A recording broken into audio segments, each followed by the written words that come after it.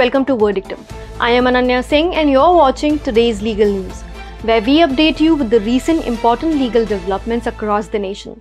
Here are the headlines.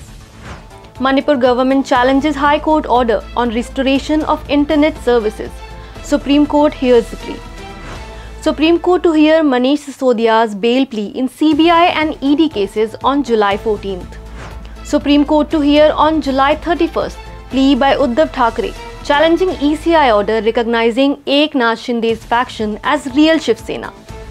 NLU Meghalaya inaugurated at Shillong by CM Conrad Sangma. A man should know the difference amongst consensus by woman and her explicit no. Delhi Tribunal observes in the RK Pachauri sexual harassment case. Now let's take a detailed look at the headlines. The state government of Manipur challenged the order of the High Court dated July 7th, directing the restoration of internet services in the state in a limited manner. The High Court ordered the state government to provide internet on internet lease line and fiber to the home connections in the state on a case-to-case basis.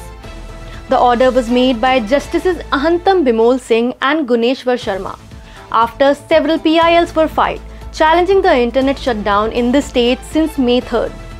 The state government today challenged the said order before the Apex Court, which heard the plea along with other petitions concerning the Manipur violence. The Apex Court refused to hear the internet shutdown plea previously on July 6th, stating that the petition was pending before the Manipur High Court and the Apex Court could not entertain the petition. The Supreme Court's bench comprising the CJI D.Y. Chandrachud and Justice P.S. Narasimha today agreed to hear the bail plea filed by the former Deputy CM of Delhi and Aam Aadmi Party leader Manish Sisodia on July 14th. Sisodia was arrested by the CBI on February 16 this year for his alleged role in the Delhi excise policy scam and has been in custody ever since. On March 9th, ED also arrested Sisodia for alleged money laundering.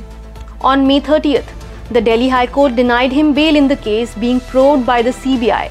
And on July 3rd, the High Court refused to grant him bail in the money laundering case investigated by ED, stating that the charges against him were very serious in nature. Sisodia moved the Apex Court challenging the two orders of the High Court on grounds of his wife being sick and hospitalized. The top court on the representation made by senior advocate Abhishek Manu Singhvi, who mentioned the matter for urgent hearing, listed the matter for July 14th. The Supreme Court today agreed to list on July 31st the matter concerning the recognition of the Eknath Shinde faction as the Real Shiv Sena by the Election Commission of India on February 17, 2023. The said order of the ECI recognized the Eknath Shinde faction as the official Shiv Sena, allowing them to use the bow and arrow symbol, and the Uddhav Thackeray faction was allowed to use the name Shiv Sena Uddhav Balasaheb Thackeray, and the symbol of a flaming torch was allowed to be used by them for the by-elections in the Maharashtra Assembly. The ECI stated that to decide the matter, it relied on the test mentioned in the Supreme Court judgment of 1971, titled Sadiq Ali versus Election Commission of India. The present plea was filed by Uddhav Thackeray and was mentioned before a bench comprising the Chief Justice of India D.Y. Chandrachud and Justice P.S. Narasimha, who listed the matter for July 31st. The northeastern state of Meghalaya had its National Law University inaugurated by the Chief Minister Conrad Sangma in Shillong. The inauguration of the 26th NLU in the nation was attended by Meghalaya High Court Chief Justice Sanjeev Banerjee, Education Minister R.A. Sangma, and the founding Vice-Chancellor for the university, Professor Indrajit Dubey, who was previously a professor at the Rajiv Gandhi School of Intellectual Property Law at IIT Kharagpur.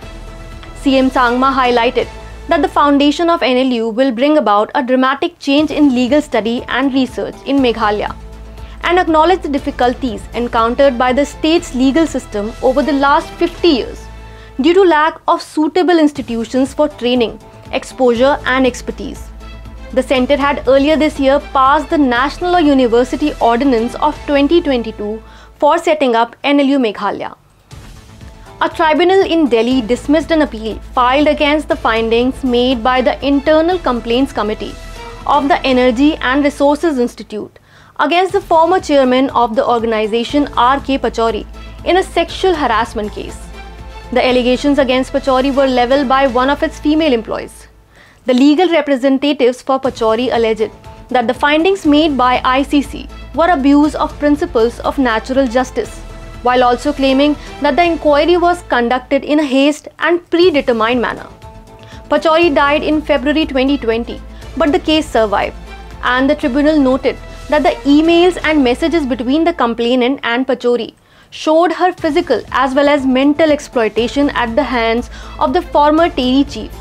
And despite a clear indication of her disinterest and discomfort, the accused continued to send her messages. A court in 2018 had framed charges under sections 354, 354A, 509 of the Indian Penal Code, but the case was closed after the death of Pachauri. The tribunal made the observation that a man should know the difference amongst consensus by a woman and her explicit no or her implied consent. In the present matter, the whole conversation and the evidence points towards nothing but the fact that Pachauri was thrusting on the complainant, which was not appreciated by her. That was all on today's legal news. Thank you and keep watching Verdictum. And subscribe to our channel and download the Verdictum app on iOS and Android to keep yourself updated with authentic legal news.